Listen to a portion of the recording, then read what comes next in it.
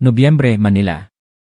Ang malamig, matamis na simoy ng hangin mula sa karagatan ay dahan-dahang lumulusot sa bawat sulok ng kalye, dala ang alat ng hangin. Ako, si Maria, at ang aking asawa, si Miguel, ay nagpasya na ipagdiwang ang aming ikatlong anibersaryo sa isang marangyang restaurant sa tabi ng Manila Bay. Ang eksena ay parang isang romantikong fairy tale, na may mainit na dilaw na ilaw na nagpapakinang sa tubig ng baybayin. Ang malumanay na musika ay sumasabay sa masayang tawanan ng mga kaibigan at pamilya. Suot ko ang isang wine red na silk dress, regalo mula kay Miguel. Ang buhok ko ay nakapusod, at ang mukha ko ay may light makeup. Habang pinapanood ko si Miguel sa kanyang eleganteng suit, nakikipagkamay at nakikipag-usap sa mga bisita, ang puso ko ay puno ng kaligayahan. 3 taon, isang maikling paglalakbay ngunit sapat na para magkasama kaming bumuo ng isang tahanan na pinapangarap ng marami, isang high-end na condominium unit, isang pribadong kotse, at pareho kaming may matatag na posisyon sa aming mga karera. Ako ay isang project manager sa isang nangungunang media company. Samantala, si Miguel ay isang mahusay na senior engineer. Lahat ay parang perpekto, naisip ko na ito na ang aming tadhana. Masayang nagpapatuloy ang party, at nagtaas ng baso ang lahat upang mag-toast. Ang biyenan kong babae, si Aling Lina, na nakasuot ng isang marangyang itim na velvet na Vietnamese traditional long dress, ay tumayo at kinuha ang mikropono mula sa host. Ngumiti siya ng matamis, isang ngiti na, sa kalaunan, ay napagtanto ko na mayroong maraming panloloko at panlilinlang.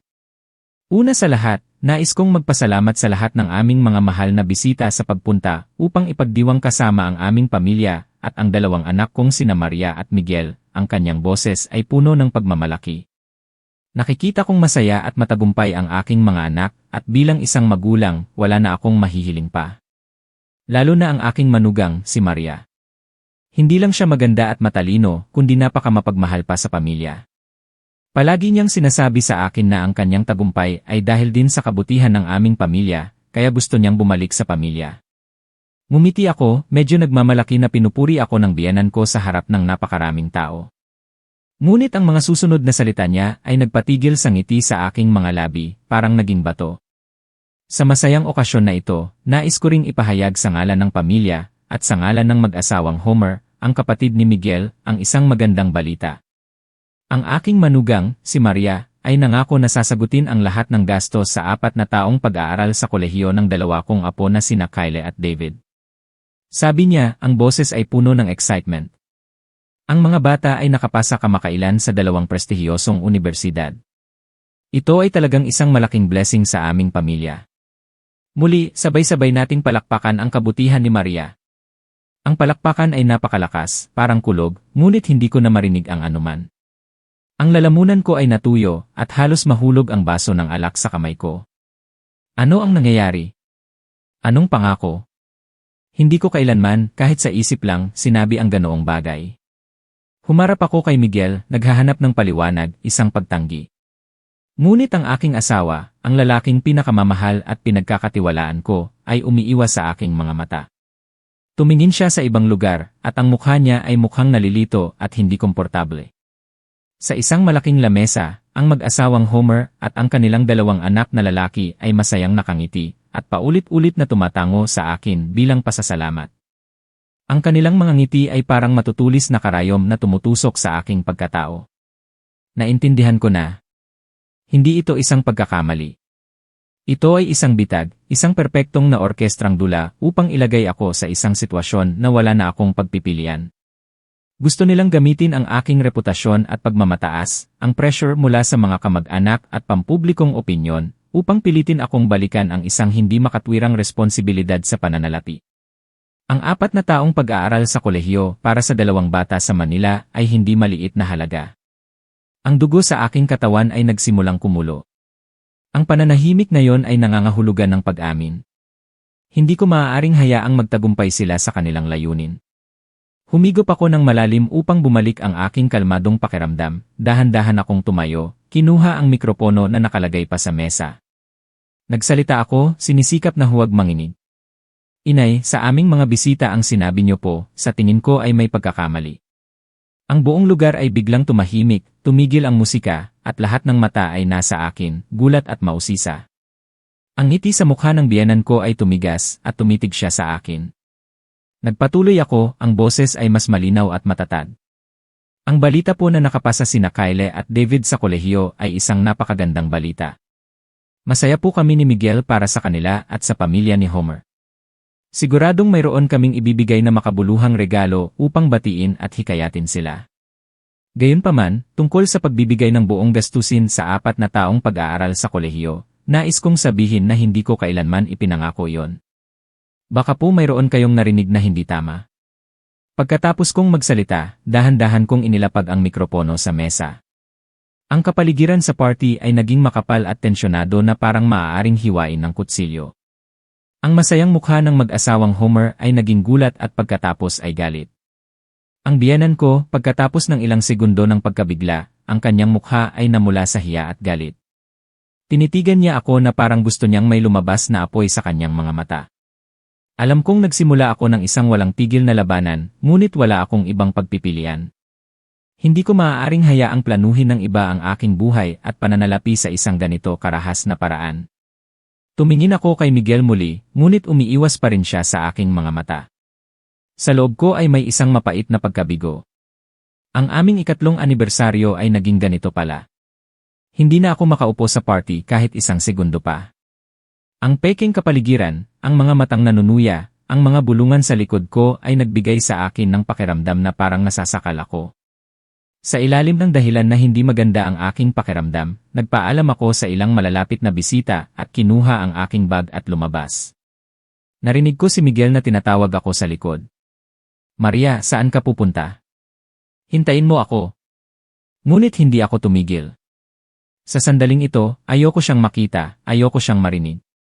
Ang malamig na hangin sa Manila Bay ay umiihip sa aking mukha, dala ang malamig na hamog. Ngunit hindi nito mapapalamig ang apoy na nagliliyab sa loob ko. Naglakad ako sa tabing dagat, sinisikap na huminga ng malalim upang ayusin ang aking magulong isip. Bakit? Bakit nagawa ni Miguel na tratuhin ako ng ganito?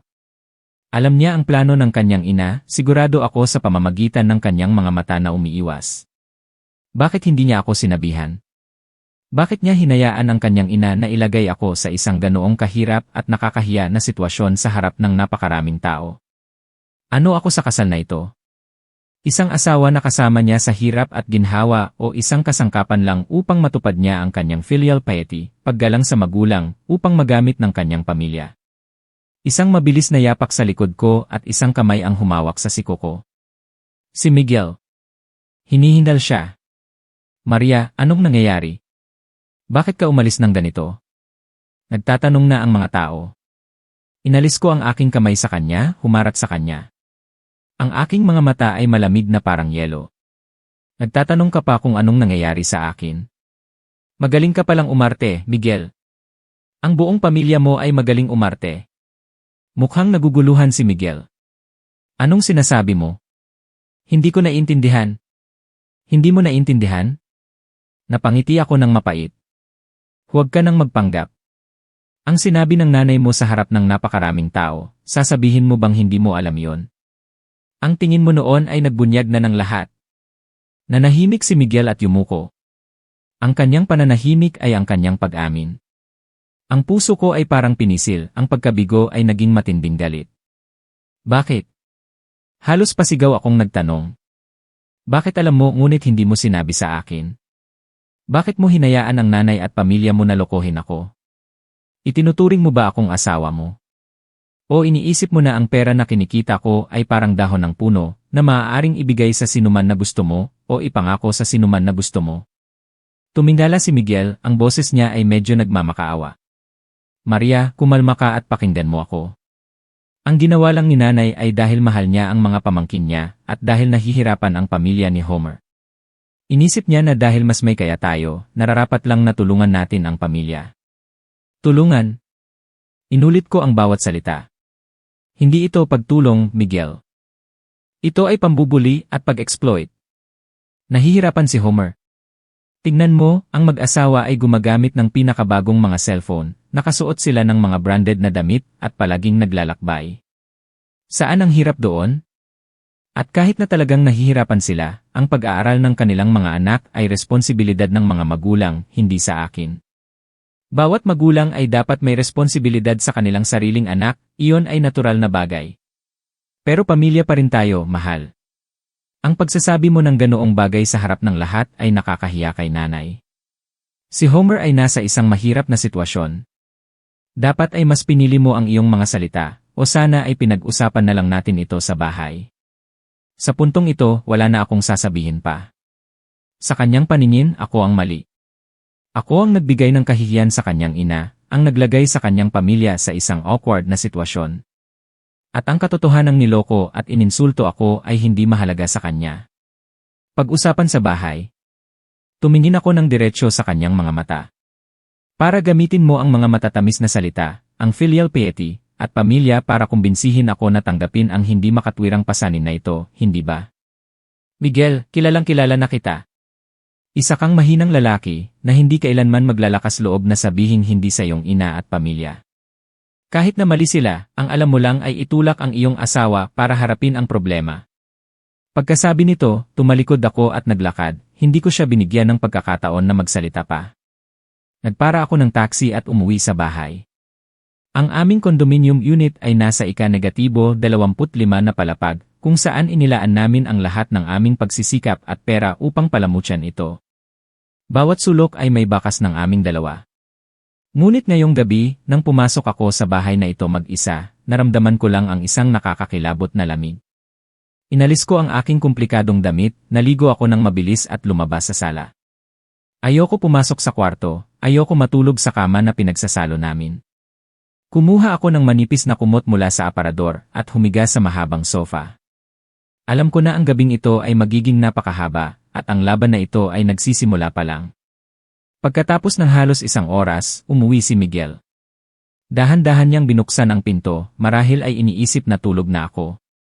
Nang makita niya akong nakahiga sa sala, tumigil siya. Lumapit siya at sinubukan na magsalita, ngunit ipinikit ko ang aking mga mata, nagkunwaring natutulog. Ayoko nang mag-away pa. Pagod na ako.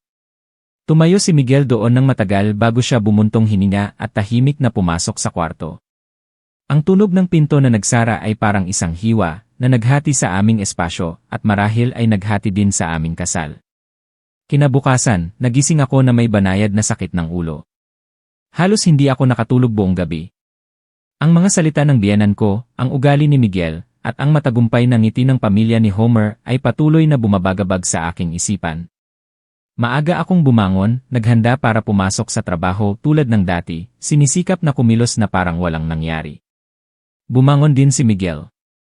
Tumingin siya sa akin nang may pagsisisi at ipinagtimpla ako ng kape. Maria, kagabi. Ayoko nang pag-usapan iyon, pinutol ko ang kanyang sinasabi, ang boses ko ay malamig. Kailangan ko nang pumasok. Alam ko na medyo malupit ang ugali ko, ngunit wala akong ibang magagawa. Ang aking tiwala ay seryosong nasaktan. Kailangan ko ng oras upang mag-isip, upang magpasya kung ano ang gagawin ko. Buong araw sa trabaho, sinubukan kong mag-focus sa aking trabaho, ngunit ang isip ko ay magulo.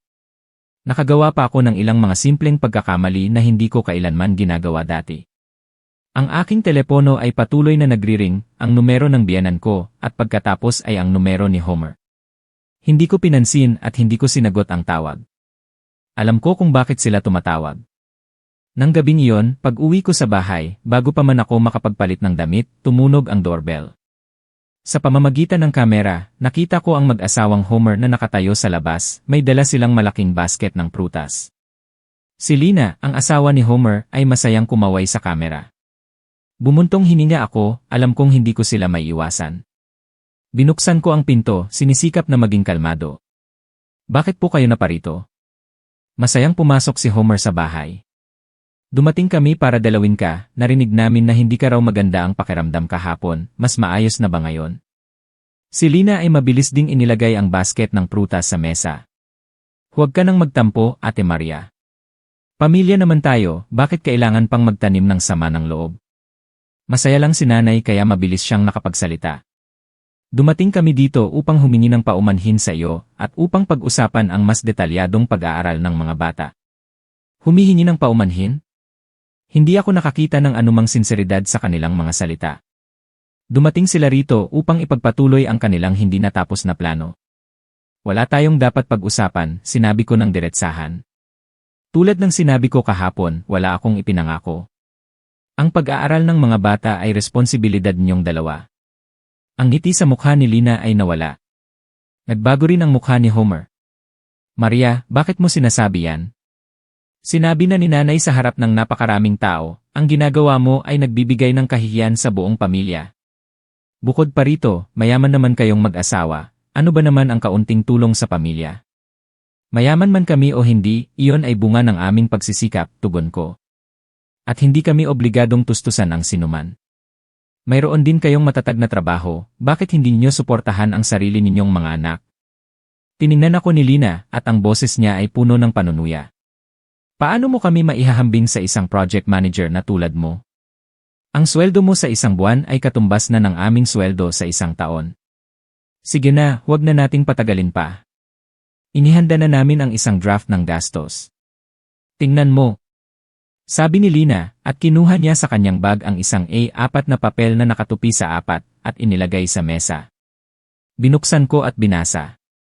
Ito ay isang detalyadong listahan ng mga inaasahang gastos para sa 4 na taon sa kolehiyo ng 2 bata, mula sa tuition, upa sa bahay, pagkain, libro, transportasyon hanggang sa allowance, English tutoring, at soft skills training. Sa huli, ang kabuang halaga ay nakasulat at bilog sa pulang panulat, 1.6 milyon. Naramdaman ko ang dugo sa aking ulo na nagsimulang uminit. Hindi lang sila makapal ang mukha, kundi napakaganid pa. Itinuturing nila ako na parang isang gintong minahan upang kunin, isang gatasang baka na dapat pigain. 1.6 milyong iye. Tumawa ako, isang mapait na tawa. Magaling kayong mag-compute. Pati ang gastos para sa pakikipag-socialize sa mga kaibigan at pagbili ng mga damit ay kasama. Iniisip nyo ba na ako ay isang money printing machine? Siyempre, kailangan kumpleto ang pag-compute. Napataas ang boses ni Homer at nakipagtalo. Lahat ay mahal ngayon. Ang gusto lang namin ay ang pinakamabuti para sa aming mga anak. Kung gusto ninyo ang pinakamabuti para sa mga anak ninyo, kayo ang mag-alaga. Wala akong responsibilidad. Ipinahayag ko ng may paninindigan. Ang pagtatalo ay naging maalab. Sa sandaling iyon, umuwi si Miguel mula sa trabaho. Nang makita niya ang mag-asawang Homer sa bahay, nagbago ang kanyang mukha at mabilis siyang nagsubok na mamagitan. Sige na, dahan-dahan tayo. Umupo muna kayo at uminom ng tubig. Ngunit hindi nagpatalo si Lina. Humarap siya sa akin at ang boses niya ay puno ng reklamo. Tignan mo si Ate Maria mo, Kuya Miguel, napakahirap pakisamahan.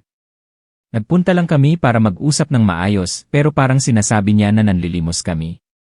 Baka dahil wala pa siyang anak kaya hindi niya maintindihan ang nararamdaman ng isang magulang at alam lang niya kung paano panatilihin ang kanyang pera. Ang mga salitang iyon ay parang isang kutsilyo na tumusok ng direkta sa aking puso. Ang issue tungkol sa pagkakaroon ng anak ay isang sikretong sakit para sa aming mag-asawa. 3 taon na kaming kasal at umaasa na magkaroon ng anak, ngunit wala pa ring magandang balita. Alam ni Lina ang tungkol dito, at sinadya niyang gamitin iyon bilang sandata upang atakihin ako. Ang aking pagtitiis ay umabot na sa hangganan. Umalis kayo! Tinuro ko ang pinto at ang boses ko ay nanginginig sa galit. Lumabas kayong dalawa sa bahay ko at huwag na kayong babalik pa dito. Ang mag-asawang Homer ay nagulat sa aking reaksyon. Nagulat din si Miguel at mabilis na hinila ang aking kamay. Maria, kumalma ka. Paano ako makakalma? Inalis ko ang kanyang kamay. Hindi mo ba narinig ang sinabi niya? Ininsulto nila ako sa sarili kong bahay at pinapanigan mo pa rin sila. Nang makita ang tensyon, bumulong ang mag-asawang Homer ng ilang masamang salita at umalis ng padabog. Pagkasara ng pinto, nagring ang aking telepono, ang biyenan ko. Alam ko na na-update na siya sa sitwasyon. Sinagot ko ang tawag at agad na binulabog ako ng isang matinding pang-insulto. Hindi ka ba talaga marunong makisama? Naglakas loob kang palayasin ang kapatid ng asawa mo sa bahay. Wala ka nang kinikilala. Talagang nabubulag ako at kinuha ko ang isang manugang na tulad mo sa aking bahay. Isang babaeng hindi marunong magbuntis at magaling lang mambuli sa pamilya ng asawa niya. Hindi ako nagsalita, dahan-dahan kong pinatay ang telepono, at ang mga luha ay patuloy na bumuhos, hindi ko na kayang pigilan pa. Lumuhod ako sa sofa, pakiramdam ko ay pagod na pagod at nag-iisa. Umupo si Miguel sa tabi ko at niyakap ako. Pasensya na, kasalanan ko. Ngunit ang kanyang paghingi ng paumanhin sa puntong ito ay huli na at walang kabuluhan para sa akin. Ang mga sumunod na araw ay naging mabigat. Halos hindi kami nag-uusap ni Miguel. Sinubukan niyang ayusin ang lahat sa pamamagitan ng pagbili ng mga bulaklak, pagluluto ng mga paborito kong pagkain, ngunit wala akong gana. Ang hindi nakikitang pader sa pagitan namin ay lalo pang lumalaki. Alam ko na nasa isang mahirap na sitwasyon din siya. Sa isang banda ay ang kanyang ina at pamilya, at sa kabilang banda ay ang kanyang asawa. Ngunit ang kanyang kahinaan at kawalan ng desisyon ay nagtulak sa aming kasal sa bingit ng paghihiwalay.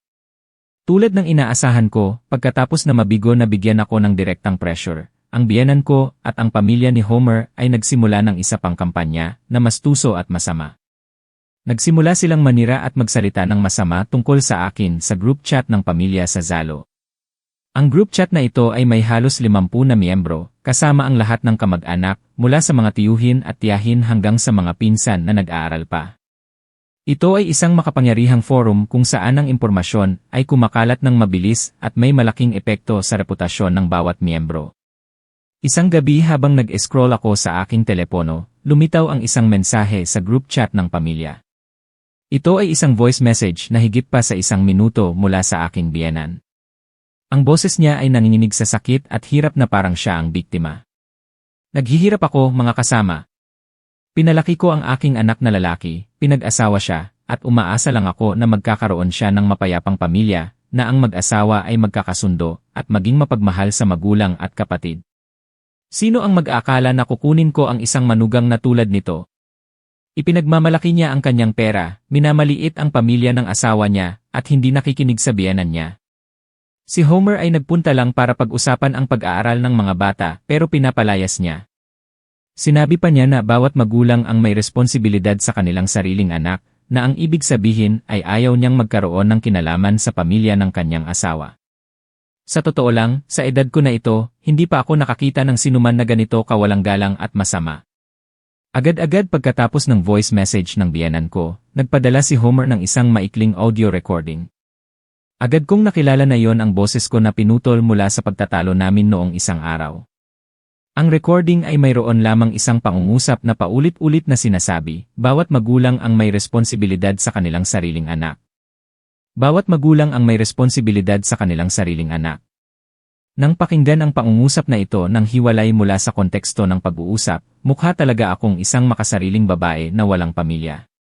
Agad-agad, sumabog ang group chat, at lumitaw ang isang serye ng mga mensahe mula sa mga tiyuhin, tiyahin, at mga kasamahan, na lahat ay sumasama sa pagbati ko sa akin.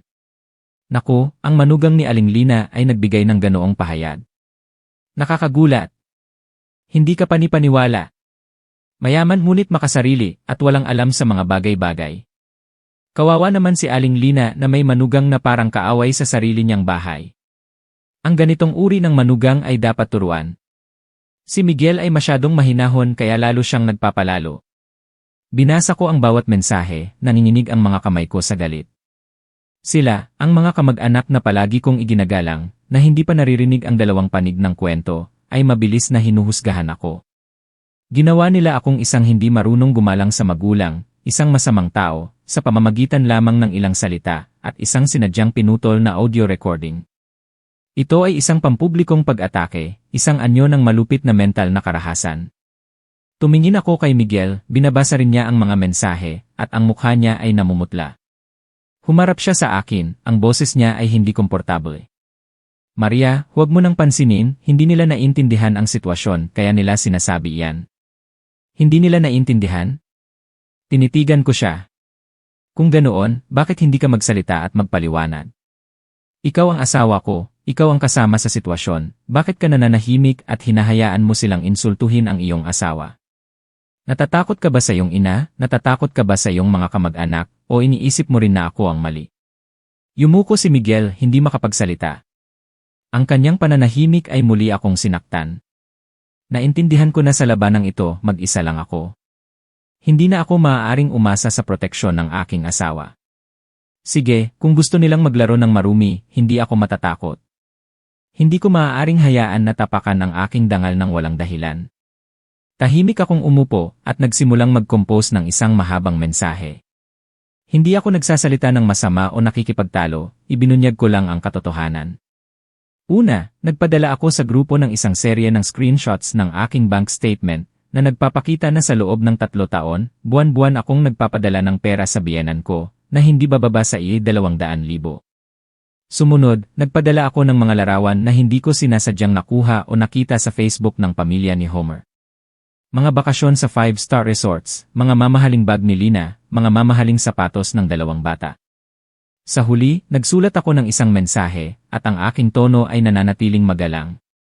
Sa mga tiyuhin, tiyahin at kasamahan, ito po si Maria. Nalulungkot po ako nang mabasa ko ang mga komento ninyo tungkol sa akin. Ang audio recording na ipinadala ni Homer ay pinutol upang magdulot ng hindi pagkakaunawaan. Ang kumpletong pangungusap ko ay, kahit na nahihirapan ang pamilya ni Homer, ang pag-aaral ng kanilang mga anak ay responsibilidad ng mga magulang, hindi sa akin. Bawat magulang ang may responsibilidad sa kanilang sariling anak, iyon ay natural na bagay. Sa tingin ko ay wala akong sinabing mali. Sa loob ng 3 taon, sinubukan namin ni Miguel na tuparin ang aming responsibilidad sa pamilya at hindi namin kinalimutan ang paggalang sa magulang. Ngunit ang pagtulong at ang pagiging pinagsasamantalahan ay dalawang magkaibang bagay. Nais ko pong magpadala ng ilang larawan upang mas magkaroon kayo ng malinaw na pananaw sa mahirap na sitwasyon ng pamilya ni Homer. Ayoko pong palakihin ang issue, sana lang po ay maintindihan niyo ako. Maraming salamat po. Ipinadala ang aking mensahe. Ang group chat na dating maingay ay biglang tumahimik. Walang sinuman ang nagsalita pa. Marahil ay nagulat sila sa mga ebidensya na ibinigay ko. Hindi nila inaasahan na ang kawawang biktima na kanilang pinapanigan ay namumuhay sa karangyaan. Sigurado akong galit na galit ang biyenan ko at si Homer. Mabilis nilang binura ang audio recording at ang kanilang mga reklamo. Ngunit huli na ang lahat. Nabasa na ng lahat. Alam kong nanalo ako sa labanang ito, ngunit wala akong naramdamang kaligayahan sa loob ko. Naramdaman ko lang ang pagod at pagkadismaya. Isang pamilya na kailangang gumamit ng ganitong mga taktika upang makitungo sa isa't isa, ano pa ang natitira sa pagmamahal ng pamilya? Matapos ang aking counterattack sa group chat ng pamilya, ang kapaligiran sa bahay ay lalo pang naging masikip. Ang biyenan ko at si Homer ay hindi na tumatawag upang mang-istorbo, ngunit ang pananahimik na yon ay mas nakakatakot kaysa sa mga pang-insulto. Alam ko na hindi sila susuko. Nagpapakita si Miguel ng pagsisisi. Kusa siyang gumagawa ng lahat ng gawaing bahay, nagsasalita ng matatamis na salita, at sinisikap na aliwin ako. Ipinangako niya na kakausapin niya ang kanyang ina ng diretsahan upang ayusin ang lahat. Medyo naniwala ako sa kanya, sinisikap na bigyan ng pagkakataon ang aming kasal. Sinabi ko sa sarili ko na marahil pagkatapos ng unos na ito, siya ay magiging mas mature at matututo kung paano protektahan ang aming maliit na pamilya. Ngunit nagkamali ako, ang aking munting tiwala ay sinira niya ng walang awa. Nangyari iyon isang hapon sa katapusan ng linggo. Kailangan ko ng bank statement ng aming joint account upang mag-asikaso ng ilang personal na papeles. Ang account na ito ay pangunahing ginagamit para sa mga gasto sa bahay at pagbabayad ng mortgage at kotse. Binuksan ko ang bank application sa aking computer, nag-login at nag-download ng statement. Habang naghihintay, nag-scroll ako sa mga kamakailang transaksyon. At pagkatapos, isang transaksyon ang nagpatigil sa akin. 3 araw na ang nakalipas, mayroong isang halaga na ₱60,000 na inilipat mula sa aming account. Ang tumanggap, Lina, ang nanay ni Miguel. Ang dahilan ng paglipat, Miguel, allowance para kay nanay ₱60,000. Hindi iyon maliit na halaga. Lihim siyang naglipat ng pera sa kanyang ina pagkatapos ng malaking pagtatalo, pagkatapos na mag-isa akong lumaban sa buong pamilya niya. Nagsinungaling siya sa akin, sinabi niya na ayusin niya ang lahat. Ngunit ito ba ang kanyang paraan ng pag-aayos? Ang pagkuha ng pera ng aming dalawa, ang pera na pinaghirapan ko, upang aliwin ang kasalanan ng kanyang ina. Ang pakiramdam ng pagtataksil ay umusbong sa aking dibdib. Hindi ito ang unang beses na ginawa niya ito. Dati, nahuli ko na siyang nagpapadala ng pera sa kanyang ina ng lihim, kahit na mayroon kaming fixed na buwanang allowance para sa kanya. Bawat pagkakataon, ipinapaliwanag niya na may biglaang pangangailangan ang kanyang ina, at bilang panganay na anak, siya ay may responsibilidad. Naging malambot ang puso ko at pinabayaan ko ito, na iniisip na yon ay bahagi ng kanyang pagmamahal bilang anak. Ngunit sa pagkakataong ito, iba. Ang kanyang aksyon ay hindi na tungkol sa pagmamahal kundi sa pakikipagsabuatan.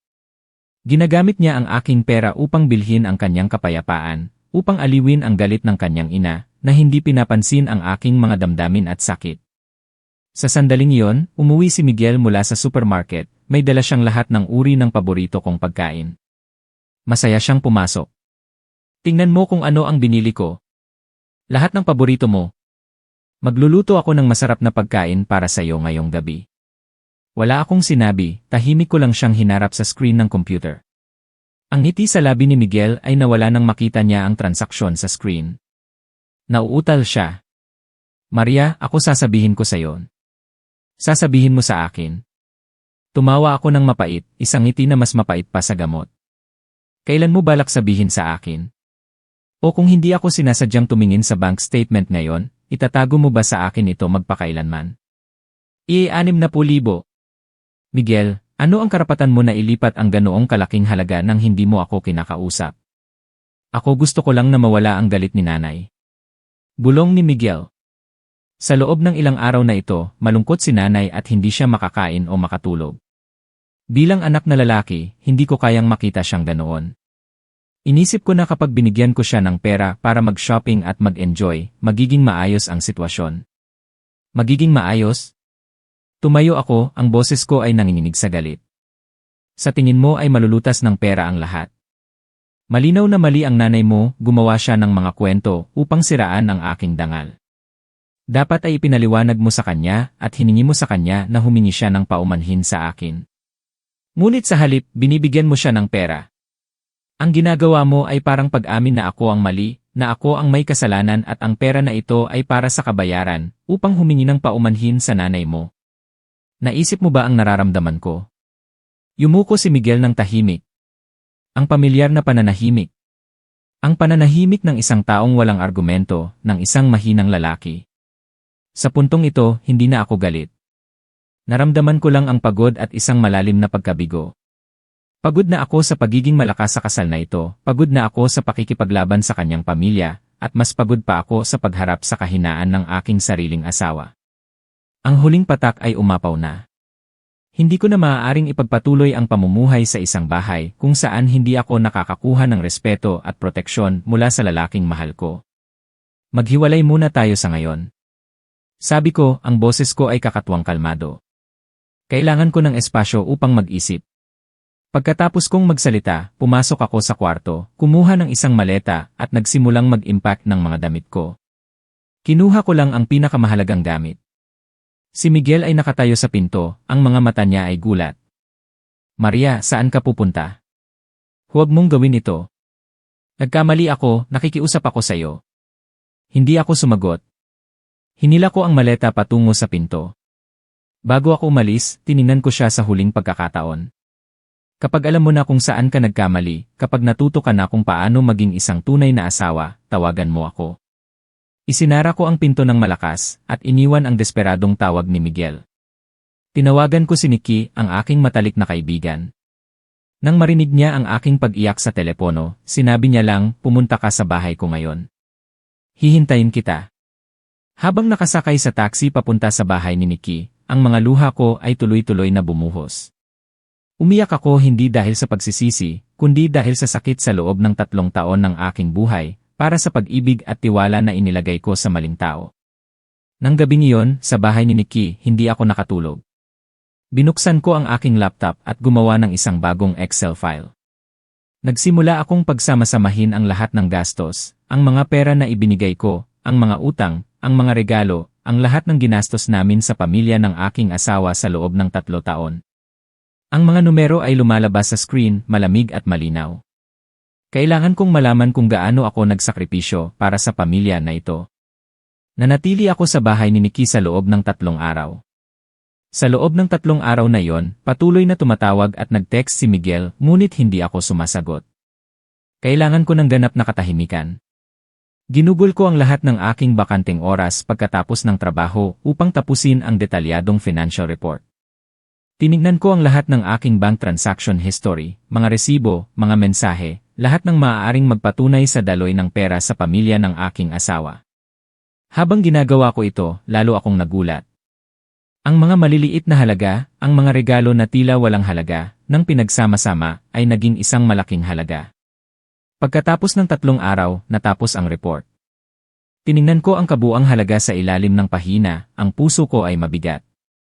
Sa loob ng 3 taon, bukod sa mga joint expenses, kapag ang buong pamilya ay lumalabas upang kumain o maglakbay, ang pera at mga regalo lamang na ibinigay namin sa kanyang pamilya ay umabot sa higit sa 400,000.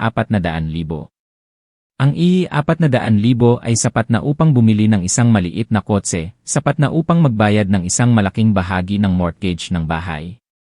Ang halaga na iyon ay pawis at dugo, iyon ang mga gabi na hindi ako natutulog sa pagtatrabaho, ang mga katapusan ng linggo na nag-o-overtime si Miguel sa construction site. At iyon ay ginastos ng walang kabuluhan para sa hindi makatwirang pangangailangan ng pamilya ng aking asawa, at kapalit nito ay ang pagsasamantala at mga insulto. Humigop ako ng malalim, sinave ang file at ipinadala ito sa pamamagitan ng email kay Miguel nang walang anumang mensahe. Hindi ko na kailangang magsalita pa. Ang mga numero ay nagsasabi ng lahat. Sa kabilang bahagi ng lungsod, natanggap ni Miguel ang aking email habang mag-isa siyang nakaupo sa malamig na bahay. Sa loob ng 3 araw, para sa kanya ay parang 3 siglo. Ang aking pagkawala ay nagpagunita sa kanya na ang bahay na ito, gaano man ito karangya, ay walang kabuluhan kung wala ang babaeng mahal niya. Binuksan niya ang Excel file na ipinadala ko, sa simula ay medyo interesado pa siya, ngunit habang binabasa niya ito, lalo siyang namumutla. Hindi niya inaasahan na ganoon kalaki ang halaga. Palagi niyang iniisip na tinutulungan lang nila ang pamilya ng kaunti. Ang mga halaga na I-10,000, 20,000 sa tuwing tumatawag ang kanyang ina at nagsasabing nahihirapan, ang mga mamahaling regalo na binibili niya para sa kanyang mga pamangkin, ang mga bakasyon ng buong pamilya, hindi niya kailanman pinagsama-sama ang mga yon. Ang alam lang niya ay siya ang panganay na anak at siya ay may responsibilidad. Ngunit nang makita niya ang detalyadong report ko, hindi na siya maaaring magtalo pa. Hindi ito pagtulong, ito ay pagsasamantala. Ang aking report ay hindi lang tungkol sa mga numero. Sa tabi ng bawat gastos, naglagay din ako ng mga tala tungkol sa sitwasyon noon. Mayo 2022, 30,000. Sabi ni nanay, kailangan niya ng pera para ayusin ang bubong na tumutulo. Pagkatapos, nakita ko ang post ni nanay sa Facebook na naglalakbay siya sa Palawan kasama ang kanyang mga kaibigan. Setyembre 2023, 10,000. Sabi ni Homer, kailangan niya ng pera para sa anak niya na magtutor. Pagkatapos, nakita ko si Tita Lina na nagpost na mayroon siyang bagong bag Enero 2024, 20,000. Sabi ni nanay, kailangan niya ng pera para sa Tet Holiday, Vietnamese New Year. Nagpadala na kami ng 40,000 para sa Tet Holiday. Bawat tala ay parang isang martilyo na tumatama sa konsensya ni Miguel. Naalala niya ang mga pagkakataon na sinabi ko sa kanya na dapat ay tignan niya ang kanyang mga gastos sa pamilya. Noon, pinabayaan niya lang ako na iniisip na ako ay magastos at makasarili. Sinasabi pa niya na hindi ko naiintindihan ang filial piety. Ngayon, napagtanto niya na hindi ako magastos, kundi nakita ko ang problema ng maaga. Sinubukan kong bigyan siya ng babala, ngunit hindi niya pinansin. Ang kanyang kahinaan at pagiging bulag ay nag-udyok sa kasakiman ng kanyang pamilya at nagtulak sa kanyang asawa na magtiis ng paulit-ulit. At pagkatapos, nakita niya ang huling tala sa tabi ng 60,000 na bagong inilipat niya. Nobyembre 2024, 60,000. Pera para sa isang false accusation. Ang kanyang puso ay kumirot. Ano ang nagawa niya? Ginamit niya ang pera ng kanyang asawa upang bayaran ang sakit na idinulot ng kanyang pamilya sa kanya. Siya ay talagang isang masamang tao. Isang walang kwentang asawa. Yumuko si Miguel sa lamesa. Sa unang pagkakataon sa buhay niya, naramdaman niya ang matinding kawalan ng pag-asa at hiya. Nagkamali siya, talagang nagkamali siya. Hindi lang siya nagkamali sa akin, kundi nagkamali rin siya sa kasal na ipinangako niyang protektahan. Kinuha niya ang kanyang telepono at ang kanyang kamay ay nanginginig. Hindi siya naglakas loob na tawagan ako dahil alam niya na hindi ko sasagutin. Nag-compose siya ng isang mahabang mensahe, binubura at isinusulat ito ng maraming beses. Sa huli, pinindot niya ang send. Maria, nakita ko ang report na ipinadala mo. Pasensya na, nagkamali ako. Nagkamali ako dahil sa sobrang kahinaan, at hindi ako naglakas loob na protektahan ka at ang ating maliit na pamilya. Pinagtiisan mo ang napakaraming sakit. Hindi ako humihingi ng tawad ngayon dahil alam kong hindi ako karapat-dapat. Ngunit pakiusap, bigyan mo ako ng isang pagkakataon, 1 buwan. Sa loob ng 1 buwan, ayusin ko ang lahat sa pamilya. Ipinapangako ko sa iyo, babalik ang katarungan para sa iyo, at ayusin ko ang lahat. Pagkatapos ng 1 buwan, kung hindi ko magawa, tatanggapin ko ang anumang desisyon mo. Mahal kita. Nabasa ko ang mensahe ni Miguel pagkatapos kong maligo. Bawat salita, naramdaman ko ang kanyang sinserong pagsisisi. Ito ang unang pagkakataon na inamin niya na nagkamali siya ng ganito kalinaw. Medyo nag-alinlangan ako. 1 buwan. Iyon ang kanyang pangako. Hindi ako sumagot sa mensahe, ngunit sa loob ko ay nagpa siya akong bigyan siya ng 1 buwan na yon. 1 buwan upang makita kung ang lalaki na pinili kong maging asawa ay talagang magbabago para sa akin. Hindi ko inaasahan ang kapal at kalupitan ng biyenan ko. Akala ko pagkatapos niyang mapahiya sa group chat ng pamilya, titigil na siya. Ngunit hindi, ang kanyang pananahimik ay paghahanda lamang para sa isang mas masamang atake. Isang atake na direktang tumatarget sa aking dangal at karera. Halos 1 linggo pagkatapos kong lumipat sa bahay ni Nikki, mayroong business trip si Miguel sa Boracay na nakatakda na. Ayaw niyang pumunta, ngunit dahil sa kahalagahan ng proyekto, hindi niya ito maaaring ipagpaliban. Bago siya umalis, nagpunta siya sa akin, at paulit-ulit siyang nangako na ayusin niya ang lahat pagkatapos niyang bumalik. Tumango lang ako at hindi masyadong nagsalita. Gusto kong makita ang kanyang aksyon, hindi lang ang kanyang mga salita. Ang pagkawala ni Miguel ay ang gintong pagkakataon para sa biyenan ko na gumawa ng masama. Hindi niya ako maaaring atakihin sa telepono o social media dahil na-block ko na siya. Kaya pinili niya ang isang sinaunang ngunit napaka-epektibong paraan, ang pagdidikit ng mga flyers. Kinabukasan, paglabas namin ni Nikki sa elevator para pumasok sa trabaho, natigilan kami. Sa buong bulletin board ng condominium, sa mga pader, at maging sa pinto ng elevator, may nakakalat na A4 na papel na may black and white print. Sa ibabaw nito ay ang larawan ng aming kasal na pinutol ng hindi maganda. Sa ilalim ay may malalaking, masasamang salita. Ibinubunyag si Maria, ang walang respeto na project manager, na nagmamalaki ng kanyang pera, minamaliit ang pamilya ng asawa niya, sinasaktan ang matandang ina, at pinalayas ang buong pamilya ng asawa niya. Sa dulo ng flyer, nakasulat pa ang aking pangalan, edad, numero ng unit, at ang pangalan ng kumpanya kung saan ako nagtatrabaho. Namutla ako, nanginginig ang mga kamay at paa ko. Naramdaman ko na lahat ng taong dumadaan ay nakatitig sa akin at nagbubulungan. Mabilis akong hinila ni Nikki palayo habang galit na pinupunit ang mga flyers. Diyos ko, paano nagkaroon ng ganoong masamang tao sa mundo? Ito ay slander at maaari mo siyang i-demanda. Mapait akong tumawa. Demanda? Demanda ang sarili kong biyenan. Ang ganoong bagay ay magiging katatawanan lang at ako pa rin ang mas masaktan. Ngunit ang impyerno ay nagsimula nang dumating ako sa trabaho. Pagpasok ko pa lang sa lobby, naramdaman ko na ang mga kakaibang tingin ng aking mga kasamahan. Tiningnan nila ako at pagkatapos ay bumalik sa kanilang pagbubulungan. Ang puso ko ay kumirot. Kumalat na ba ang chismis dito? Ang sagot ay dumating ng mabilis. Si Ho, isang kasamahan sa parehong departamento, na alam ko na malayo ang relasyon sa tiyahin ni Miguel, ay lumapit sa akin na may pakiramdam ng simpatya. Ate Maria, pwede po ba akong magtanong? Tumawag po ang tiyahin ko kaninang umaga at tinanong ang tungkol sa pamilya mo. Sabi ng tiyahin ko na gumagawa raw ng gulo ang biyenan mo at sinabi na masama ang pagtrato mo sa kanya. Totoo ba yon? Sa tingin ko ay mabait ka, hindi ako makapaniwala na nangyayari ito. Sabi niya na hindi siya naniniwala, ngunit ang kanyang mga matang mausisa at ang mapanuksong ngiti sa likod ng kanyang simpatyang mukha ay nagsasabi ng lahat. Alam ko na siya ang nagpakalat ng chismis sa buong kumpanya. Malamig lang akong sumagot, ang problema sa pamilya ko ay hindi kailangan ng pag-aalala ng iba. Pagkatapos ay direkta akong pumunta sa aking mesa. Buong araw na yon, nagtrabaho ako na parang isang robot, sinisikap na huwag pansinin ang mga bulungan sa likod ko. Ngunit sa hapon, isang malapit na kasamahan ang nagpadala sa akin ng isang link na may kasamang mensahe. Tignan mo, may nagpost ng masama tungkol sa iyo sa internal forum ng kumpanya. Nanginginig kong pinindot ang link. Isang anonymous na post ang lumitaw na may pamagat na ang project manager na si Maria at ang kwento sa likod ng kanyang tagumpay.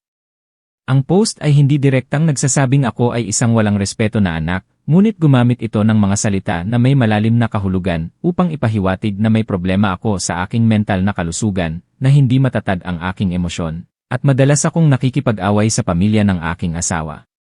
Nagtanong din ito kung ang isang taong hindi kayang pamahalaan ang kanyang sariling pamilya ay karapat-dapat na mamahala ng isang malaking proyekto at mamuno ng isang team. Ang post ay nagpahiwatig din na mahirap akong magkaanak at na yon ang dahilan kung bakit ako naging masungit. Pagkatapos kong basahin ang post, naramdaman ko na parang may nagbuhos ng malamig na tubig sa akin. Hindi na ito tungkol sa pamilya. Gusto nilang sirain ang aking karera, gusto nilang itulak ako sa isang sitwasyon na wala akong pagpipilian.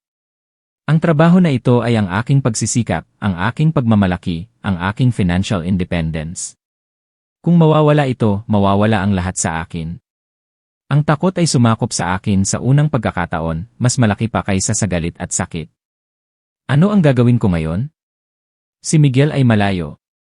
Nag-iisa ako sa malupit na pag-atake na ito. Nang gabing iyon, tinawagan ni Nikki si Miguel. Hindi siya nagpatumpik-tumpik, direkta siyang nagtanong, at ang boses niya ay puno ng galit. Miguel, lalaki ka pa ba? Nagpunta ka sa business trip habang ang nanay mo ay gumagawa ng gulo sa bahay, sinisira ang dangal ng iyong asawa sa lahat ng lugar. Kung hindi mo kayang protektahan ang iyong asawa, huwag ka na lang maging asawa ng sinuman. Bumalik ka na ngayon. Sa kabilang linya, narinig ko ang boses ni Miguel na gulat at puno ng pagsisisi. Wala siyang ideya kung ano ang nangyari. Mabilis siyang humingi ng paumanhin at sinabi na sasakay siya sa pinakamaagang flight pabalik sa Manila kinabukasan ng umaga. Tulad ng kanyang pangako, kinabukasan ng umaga, si Miguel ay nasa bahay na ni Nikki. Nang makita niya ang pagod na pagod kong mukha, ang mga mata kong may earbuds dahil hindi ako natulog buong gabi, 2 salita lang ang nasabi niya, pasensya na. Niyakap niya ako ng mahigpit, ang kanyang mga braso ay napakahigpit na parang natatakot siyang bigla akong mawala. Pasensya na, Maria, kasalanan ko. Masyado akong naging kampante, hindi ko inasahan na magiging ganito kalala ang sitwasyon. Huwag kang mag-alala, andito na ako, hindi ko nahahayaang may manakit pa sayo. Sa pagkakataong ito, hindi ko siya itinulak palayo. Talagang pagod na ako at wala na akong lakas. Kailangan ko ng isang balikat na masasaligan, kahit sa maikling sandali lang. Matapos niyang marinig ang buong kwento, mula sa mga flyers hanggang sa post sa forum ng kumpanya, ang mukha ni Miguel ay naging malamig at ang kanyang mga mata ay nagpakita ng isang matatag na determinasyon na hindi ko kailanman nakita dati. Hindi na siya ang mahinang lalaki na kilala ko. Ang sakit na pinagdaanan ko ay parang naging catalyst na nagpabago sa kanya. Hindi na siya magsasalita lang. Sabi niya, ang boses niya ay matatag. Gagamitin niya ang kanyang mga aksyon upang patunayan ito sa pagkakataong ito. Tatapusin niya ang lahat, minsan at magpakailanman. Ikinuwento niya sa akin ang isang sikreto. Ilang buwan na ang nakalipas, patuloy na nagrereklamo ang kanyang ina na malabo na ang kanyang mata. Hindi niya makita ang mga numero sa riyen, at madalas niyang nakakalimutan ang kanyang password. Hiningi niya kay Miguel na gumawa ng isang secondary card mula sa kanyang savings account, upang kung may biglaang pangangailangan, maaaring mag-withdraw si Miguel ng pera para sa kanya. Ginawa ni Miguel ang sinabi ng kanyang ina, ngunit pagkatapos ay sinabi ng kanyang ina na hindi na niya kailangan at itinago niya ang card.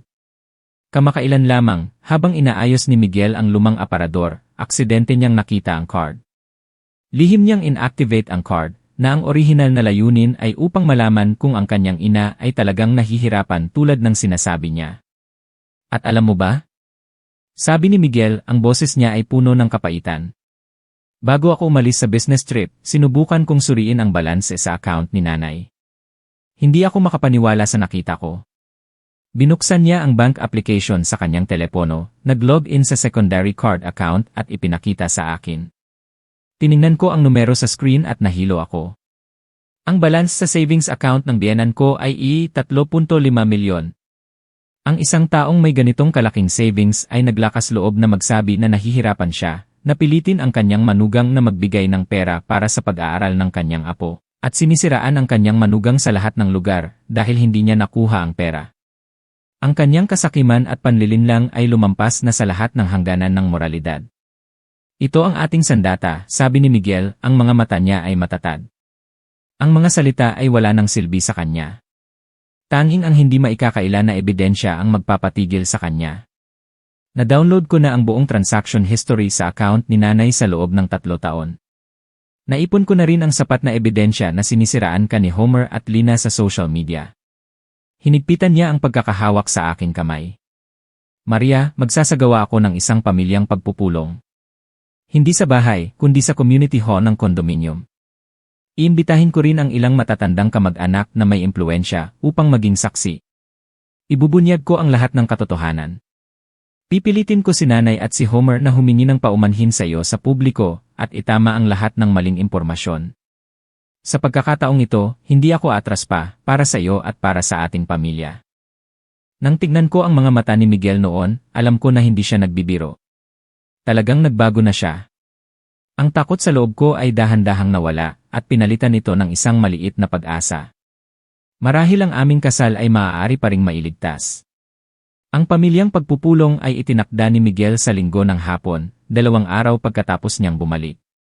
Ang lokasyon ay ang community hall na nasa ground floor ng kondominium kung saan kami nakatira. Ito ay isang malawak, maliwanag na espasyo na may mga upuan, table, at isang projector. At ang pinakamahalaga, ito ay isang neutral na lugar, hindi bahay ng sinuman, na tumutulong upang ang pag-uusap ay maging mas objektibo at hindi emosyonal. Naghanda si Miguel ng maingat.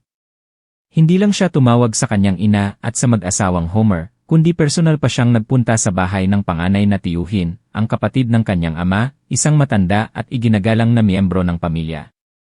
Upang masiguro ang objektibidad at upang maiwasan na ang pagpupulong ay maging isang gulo, inimbita rin ni Miguel si Ate Teresa, isang kaibigan niya na isang psychologist, upang dumalo bilang isang tagamasid at fasilitator kung kinakailangan.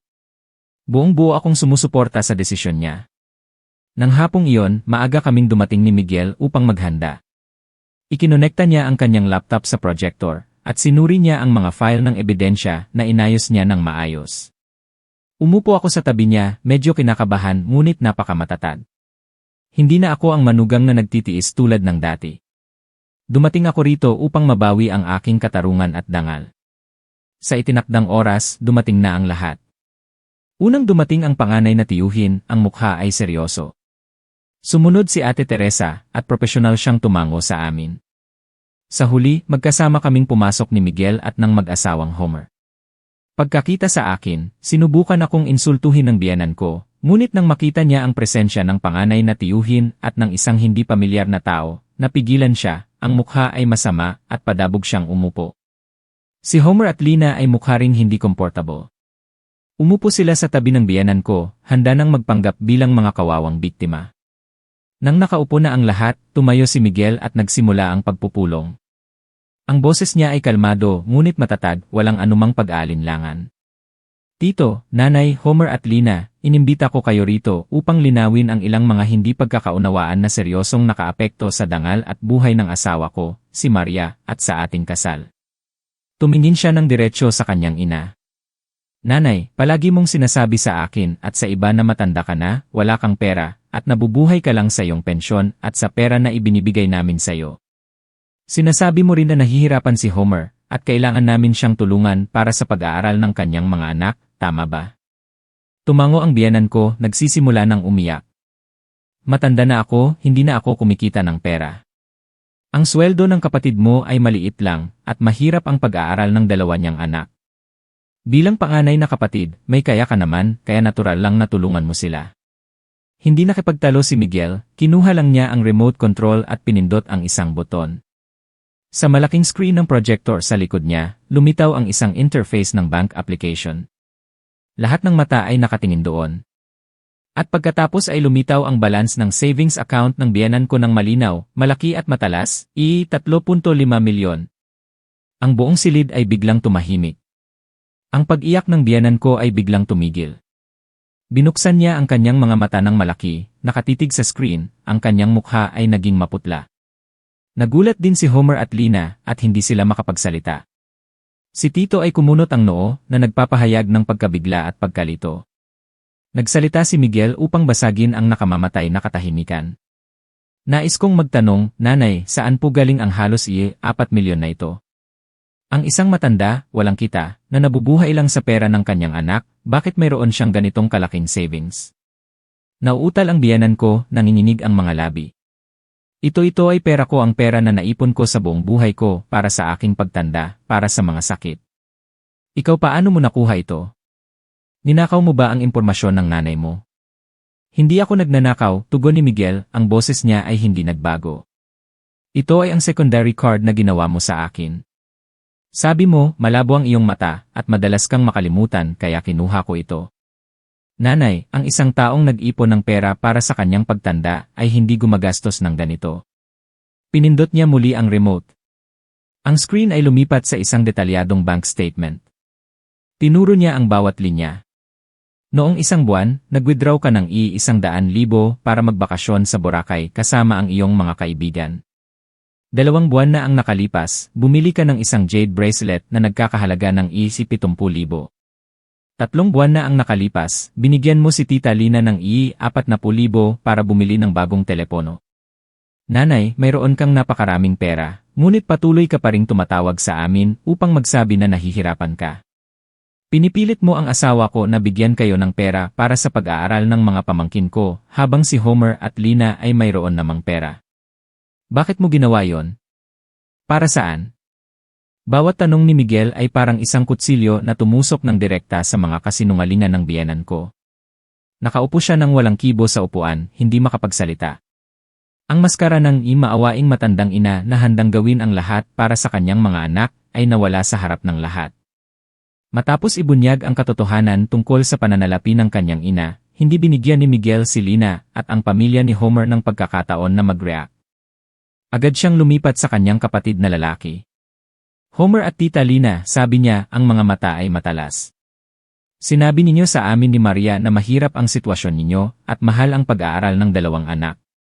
Kung ganoon, nais kong magtanong, ang isang mahirap na pamilya ay maaaring magbakasyon sa 5-star resort sa Palawan ng 3 beses sa isang taon.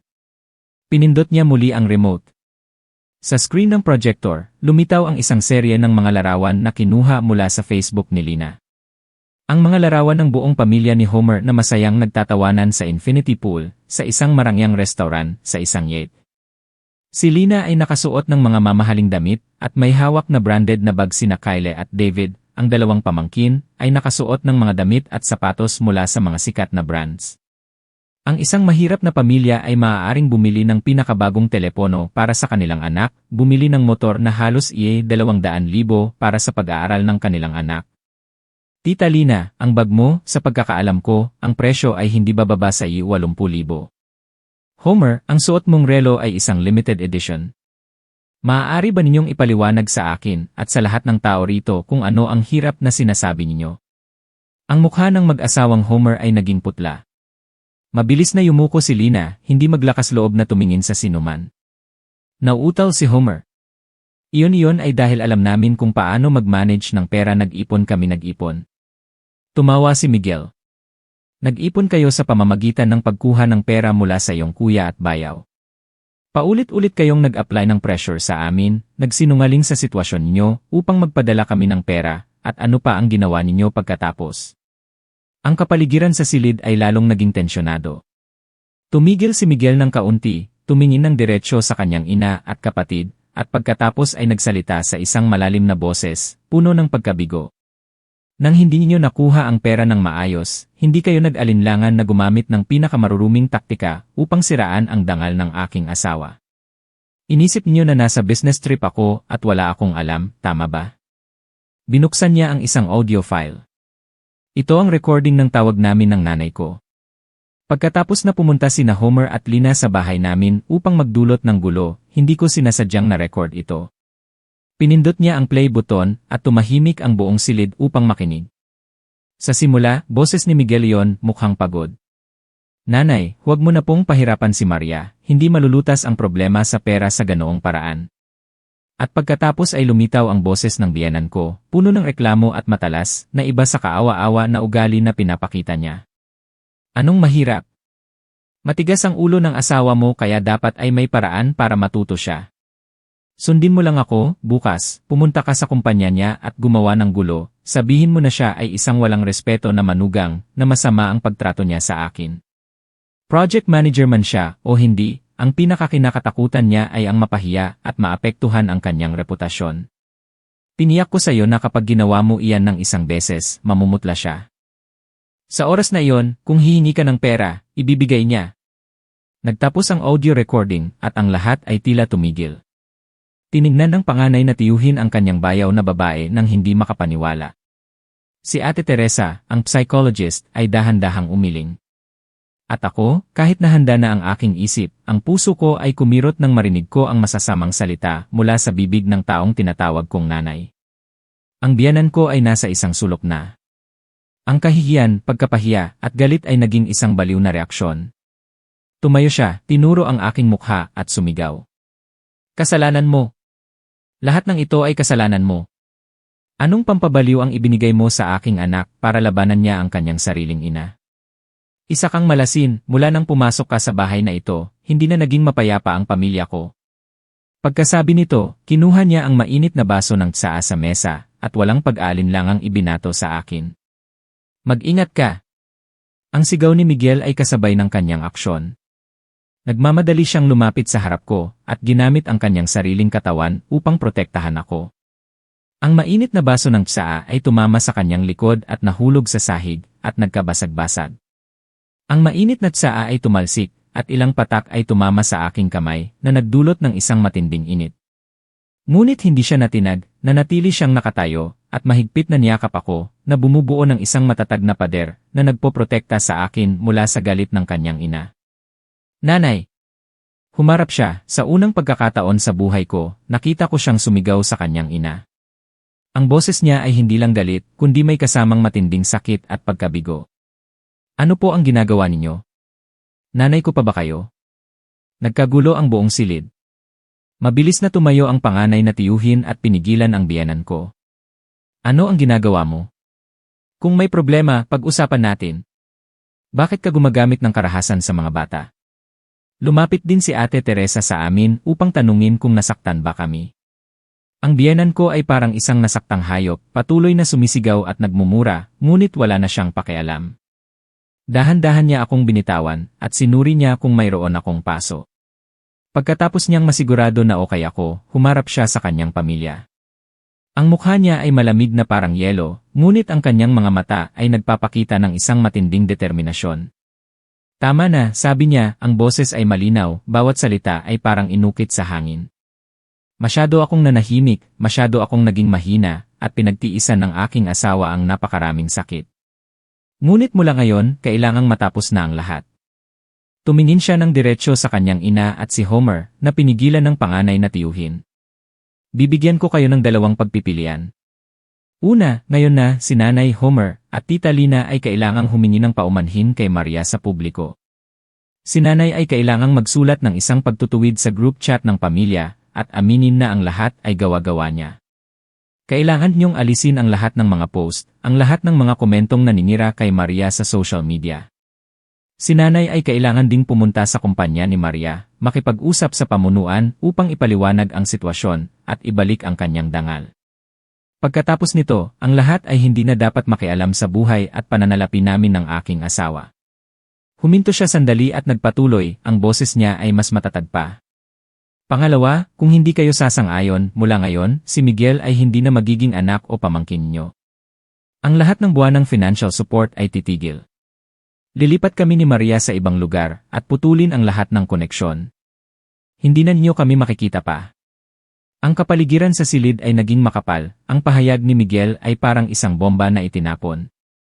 Natigilan ang biyanan ko at tumigil na ang kanyang pagsigaw. Nanatili rin si Homer at Lina ng walang kibo. Hindi sila makapaniwala na ang anak, ang kapatid na palaging mahinahon, masunurin, na sumusunod sa lahat ng kanilang sinasabi, ay makapagsasabi ng ganoong klaseng mga salita. Naglakas loob ka. Nanginginig na sinabi ng biyenan ko. Isusuko mo ako para lang sa isang babae. Tiningnan siya ni Miguel, ang kanyang mga mata ay hindi gumagalaw. Naglakad siya patungo sa akin, hinigpitan ang pagkakahawak sa aking kamay, at itinaas ito sa harap ng lahat. Hindi lang siya isang babae, sabi niya, ang boses ay malakas at puno ng pagmamalaki. Ito si Maria, ang aking asawa, ang taong kasama ko sa lahat ng hirap, ang taong makakasama ko sa buong buhay ko. Hindi siya isang alien machine na maaaring kunin ng sinuman ang pera. Siya ang aking pamilya at may responsibilidad akong protektahan ang aking pamilya. Pagkatapos ay humarap siya sa akin, ang kanyang mga mata ay malumanay. Uwi na tayo, mahal. Hindi siya naghintay ng sagot mula sa sinuman, hinawakan niya ang aking kamay, at inalis ako sa pagpupulong, at iniwan ang pagkabigla, galit, at marahil ay kaunting pagkalito ng mga taong tinawag niya dati na pamilya.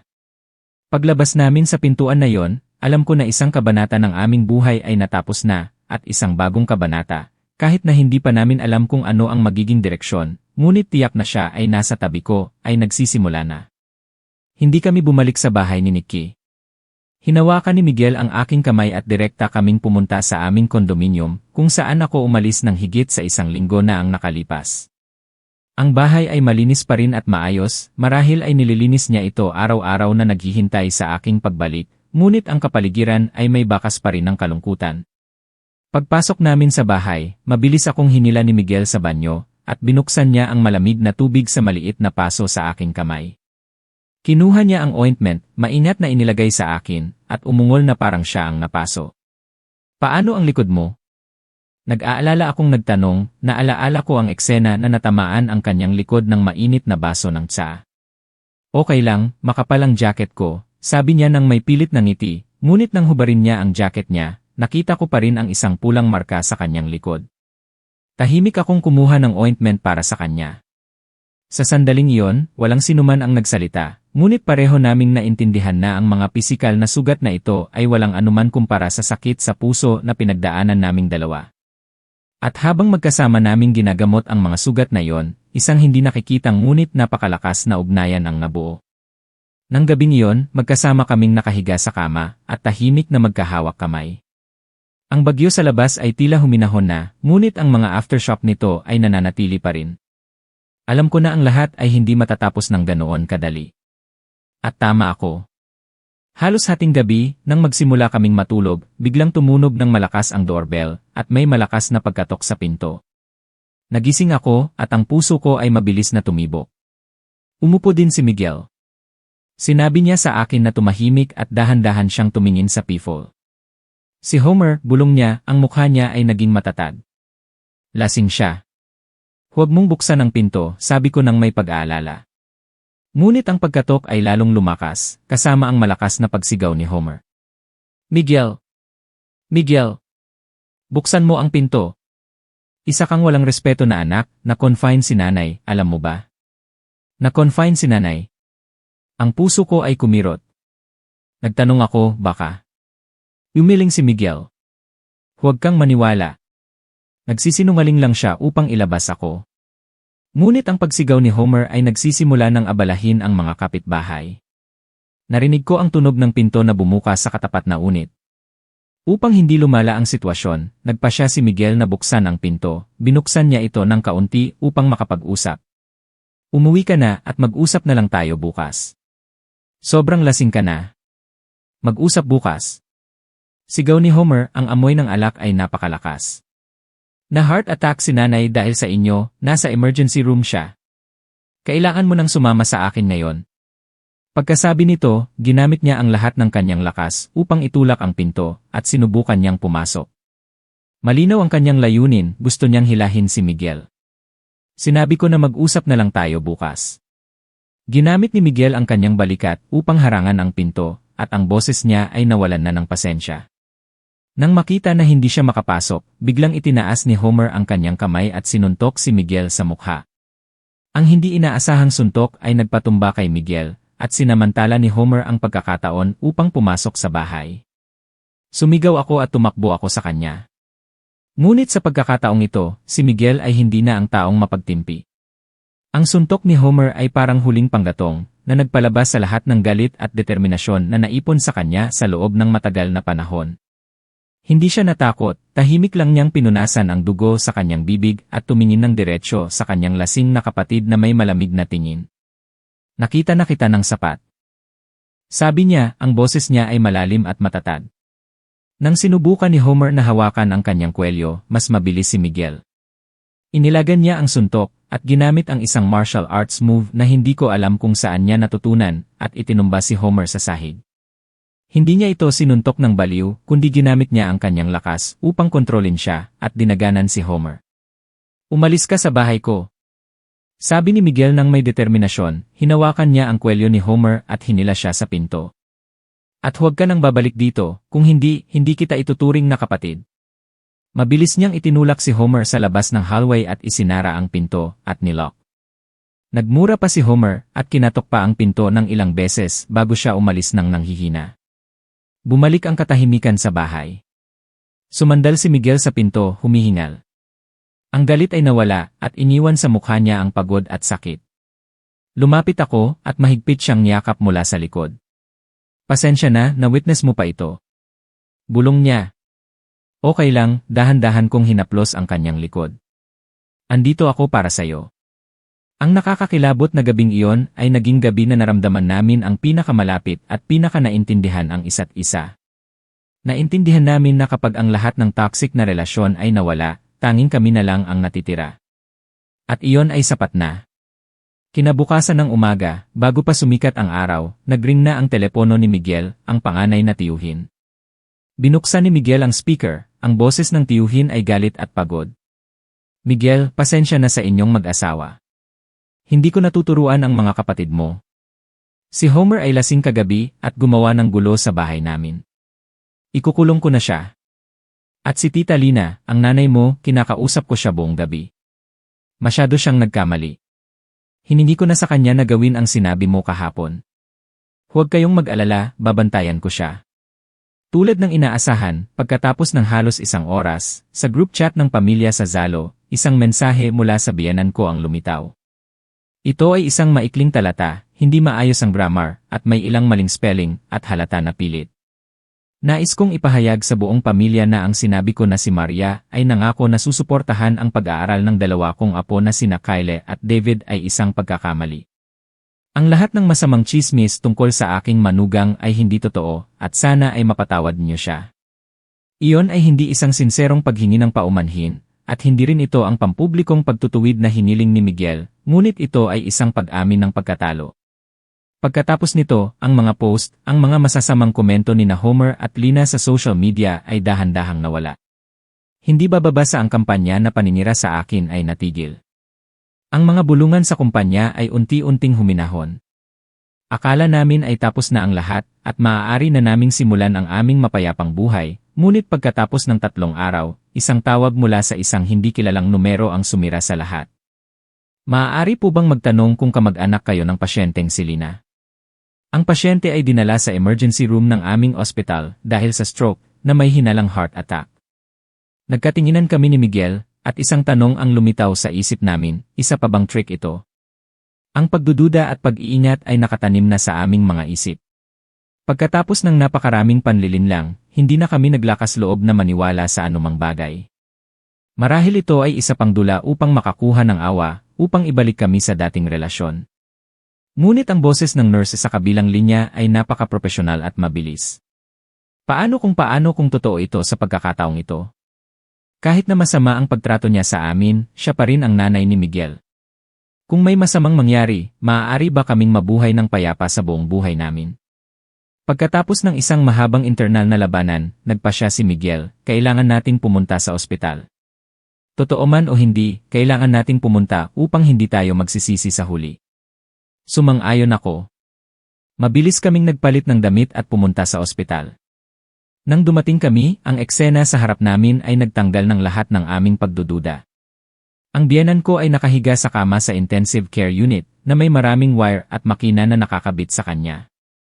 Sinabi ng doktor na nagkaroon siya ng mild heart attack at maswerte siya na nakita siya ng kanyang kapitbahay at naidala siya sa ospital sa oras.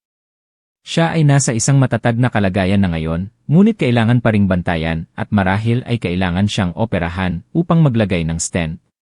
Nang makita ko ang babaeng palaging malakas at matapang, na ngayon ay mahina at nakahiga sa kama, isang komplikadong damdamin ang lumitaw sa aking puso. Hindi ito kasiyahan at hindi rin ito simpatya, kundi isang walang laman at pagod na pakiramdam. Bakit kailangan naming itulak ang isa't isa sa ganitong sitwasyon? Sa mga araw na si Miguel ay abala sa pagpunta sa pagitan ng kumpanya at ospital upang alagaan ang kanyang ina, naharap din ako sa isang malaking pagbabago sa aking karera. Nang araw na yon, nakatanggap ako ng isang email mula sa CEO ng parent company sa Singapore. Ipinahayag niya na ang kumpanya ay magsisimula ng isang malaking proyekto upang palawakin ang merkado sa mga bansa sa Timog Silangang Asya at gusto nila akong maging regional project director. Ibig sabihin nito ay kailangan kong lumipat sa Singapore sa loob ng hindi bababa sa 2 taon. Ang sweldo, mga benepisyo, at pagkakataon para sa pag-unlad ay isang panaginip para sa sinuman sa aking industriya. Ito ang resulta ng aking walang tigil na pagsisikap sa loob ng maraming taon. Ngunit bago pa dumating ang kaligayahan, dumating na ang pag-aalala. Ang oras na ito ay napakasensitibo, ang biyenan ko ay nasa ospital pa lang, at ang pamilya ay nasa gulo pa. Ang pinakamahalaga, ang aming kasal ay bagong-bago lang na bumalik sa balanse pagkatapos ng malaking unos. Kaya ba nitong harapin ang hamon ng geographical distance? Long-distance relationship, karera, responsibilidad sa pamilya, lahat ay naging isang mahirap na problema na hindi ko alam kung paano lutasin. Nang gabing iyon, kinausap ko si Miguel. Ipinakita ko sa kanya ang email, sinisikap na ipaliwanag ito ng kalmado hanggat maaari. Binasa ni Miguel ang email at nanahimik siya ng matagal. Nakita ko ang panloob na pakikibaka sa kanyang mga mata. Sa huli, tumingin siya sa akin at mumiti ng malungkot. Umalis ka, Maria. Nagulat ako. Ano ang sinasabi mo? Sinasabi ko, tanggapin mo ang alok na ito at umalis ka. Inulit niya, ang boses niya ay medyo nanginginig. Ito ay isang pagkakataon sa buong buhay mo. Nagtrabaho ka ng husto para dito. Huwag mo itong isuko dahil sa akin at sa aking pamilya. Marami na akong utang sa iyo. Ito ay isang paraan upang palayain kita. Palayain? Ang dalawang salitang iyon ay parang isang kutsilyo na humiwa sa aking puso. Sa tingin mo ay kailangan kong palayain mula sa iyo. Kinakausap kita tungkol dito upang magkasama nating malutas ang problema, hindi para itulak mo ako palayo. Kung ganoon, ano ang gusto mong gawin ko? Sabi ni Miguel, ang boses niya ay medyo walang pag-asa. Ganito ang sitwasyon ni nanay, hindi ako maaaring umalis ngayon. Hindi rin ako maaaring maging makasarili at pilitin ka na isuko ang iyong kinabukasan para manatili dito at ayusin ang gulo na ito. Ang pinakamagandang paraan ay umalis ka at ako na ang bahala sa lahat. Tiningnan ko siya at ang pagkabigo ay muling umusbong. Hindi pa rin niya naintindihan. Hindi ko kailangan na palayain niya ako. Kailangan ko ng isang partner. Kailangan ko ng isang asawa na maaaring harapin ang mga problema kasama ko, na maaaring magdesisyon kasama ako. Ang madali niyang pagsasabi na umalis ka ay parang pagsuko sa kasal na ito. Isang bagong krisis, mas tuso at mas malalim, ang nagsisimulang lumitaw sa pagitan naming dalawa. Sa mga sumunod na araw, isang hindi nakikitang distansya ang nabuo sa pagitan namin. Kahit na nakatira pa rin kami sa isang bahay, at magkasamang bumibisita sa ospital, hindi na namin ibinabahagi ang aming malalim na kaisipan sa isa't isa. Ang kwento tungkol sa Singapore ay naging isang bawal na paksa. Si Miguel ay abala sa trabaho at sa pag-aalaga sa kanyang ina bilang isang paraan ng pagtakas. Samantala, nalulunod ako sa magulong kaisipan, nagsisisi sa nawalang pagkakataon, at nasasaktan sa ugali ng aking asawa. Naintindihan ko na nasa isang dead end kami. Ang mga dating sugat ay hindi pa gumagaling at may mga bagong problema na nagsisimula. Hindi na namin kayang lutasin ito ng mag-isa. At pagkatapos, naisip ko si Ate Teresa, ang psychologist na dumalo sa pagpupulong ng pamilya noong isang araw. Marahil siya lang ang makakatulong sa amin ngayon.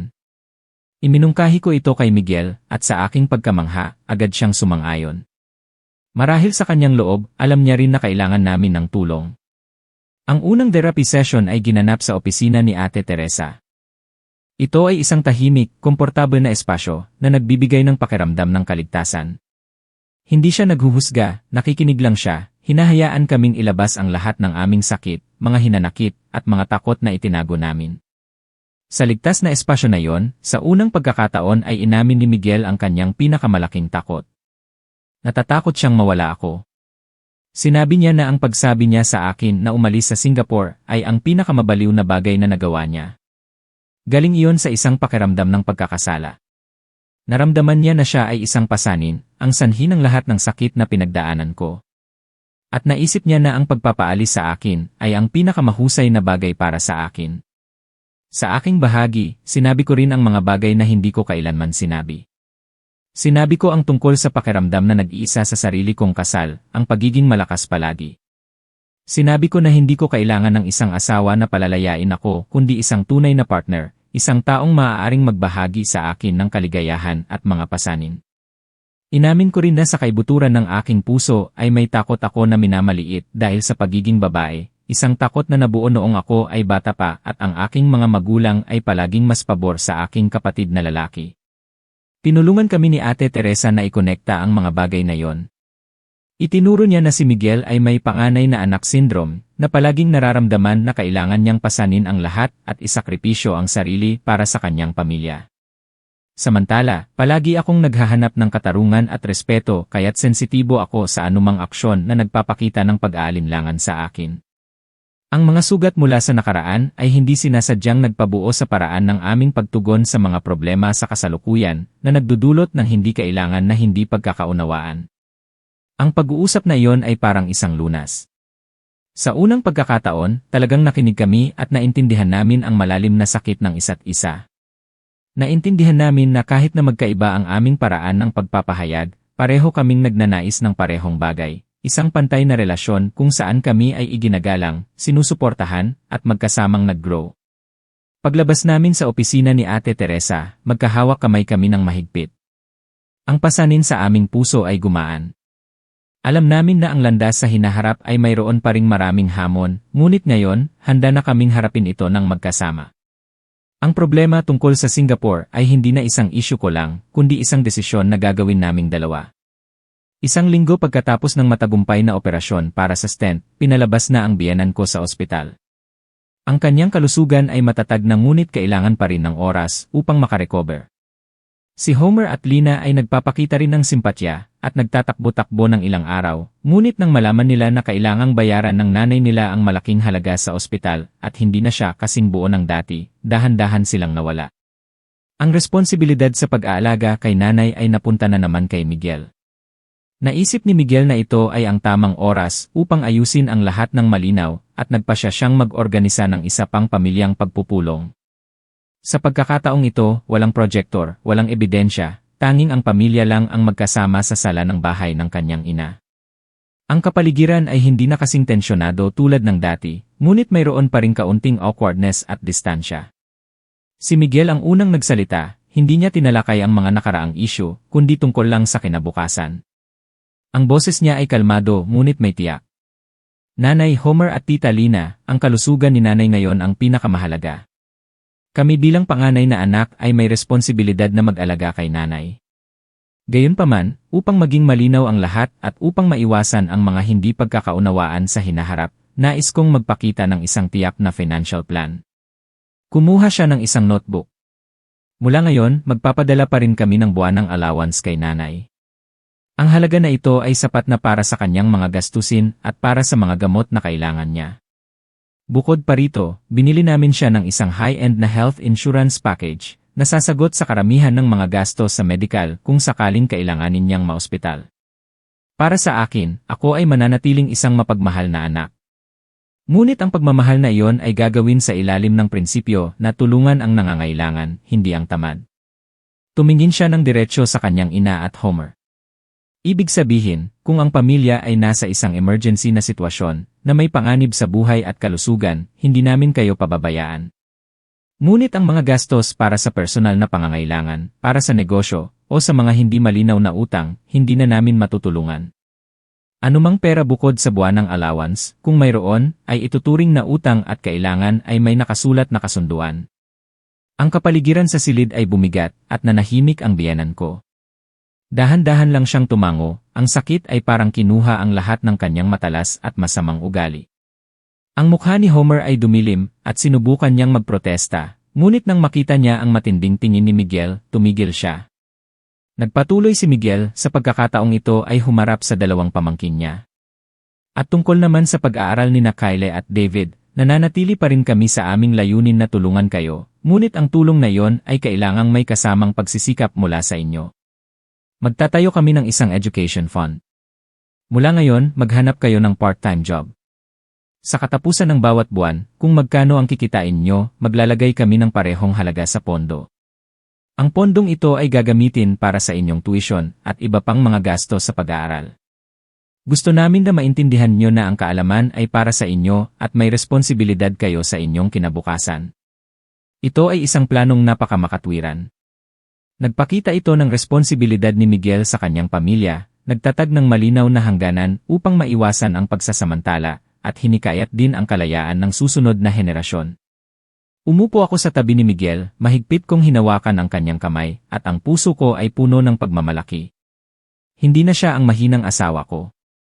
Siya ay naging isang haligi ng pamilya, isang lalaki na marunong magprotekta, magmahal, at magtatag ng malusog na hangganan. Nagtapos ang pagpupulong ng tahimik, ngunit alam ko na isang bagong order, na batay sa respeto at kalinawan, ay nagsisimula ng mabuo. Ang buhay pagkatapos na maset ang mga bagong hangganan ay tila magiging mas mapayapa, ngunit kapag ang isang puno ay gustong maging tahimik, ang hangin ay patuloy na umiihip. Ang pamilya ni Homer, pagkatapos na mawalan ng malaking financial aid, ay nagsimulang magpakita ng mga seryosong problema na matagal nang umuusbong. Si Homer ay sanay na gumastos ng walang pag-isip at gusto niyang magsimula ng malaking negosyo.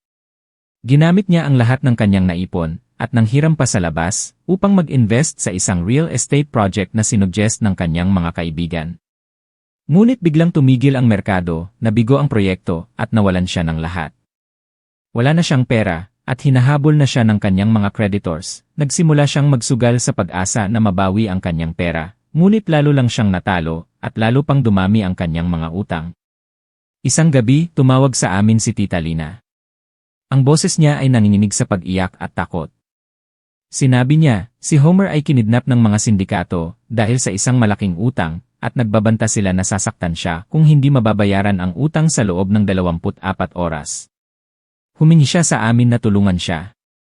Si Miguel, kahit nagalit, ay hindi maaaring hindi magbigay pansin sa buhay ng kanyang kapatid. Sinubukan niyang gamitin ang aming savings upang ayusin ito. Ngunit sa sandaling iyon, tumawag ang biyenan ko, ang boses niya ay mahina ngunit matatag. Miguel, huwag kang mag-alala, ako na ang bahala sa problema ni Homer. Kinabukasan, nalaman namin na in-withdraw ng biyenan ko ang lahat ng kanyang savings na halos 4 milyon. Ang pera na sinabi niya na para sa kanyang pagtanda, ay ginamit niya upang bayaran ang utang ng kanyang bunso. Ginamit niya ang lahat ng mayroon siya upang iligtas ang anak na pinakamamahal niya. Nang makita ko ang savings book na walang laman, at ang matandang nanay na ang buhok ay naging kulay abo sa isang gabi, hindi ko alam kung ano ang dapat kong maramdaman. Nang gabing iyon, tinawagan niya si Miguel.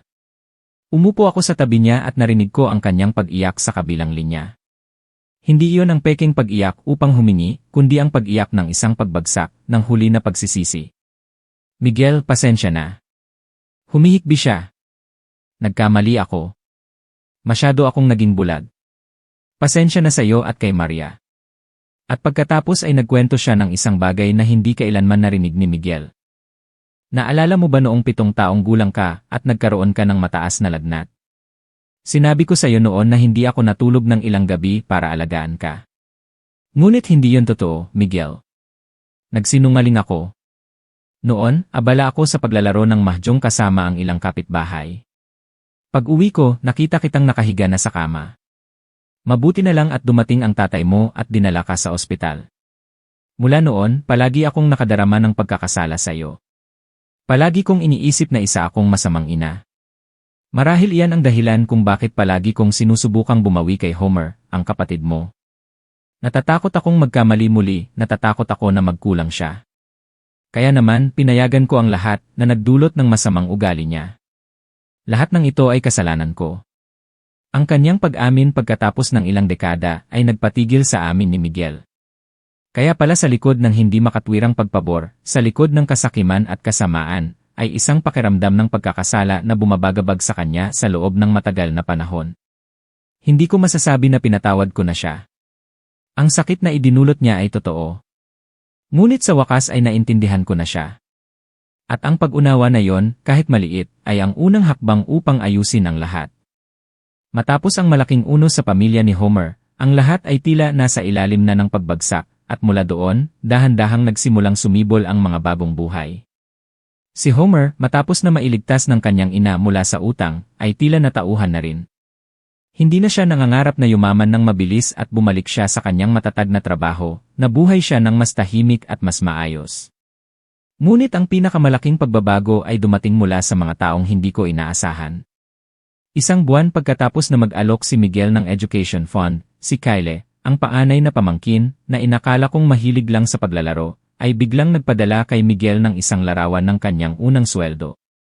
Nakahanap siya ng part-time job bilang isang waiter sa isang coffee shop. Ang halaga ay hindi malaki, higit sa 4,000 lang. Ngunit iyon ang unang pera na kinita niya. Nag-text siya kay Miguel, "Kuya Miguel, ito po ang sweldo ko sa unang buwan, ipapadala ko sa inyo upang ilagay sa education fund. Salamat po sa inyo."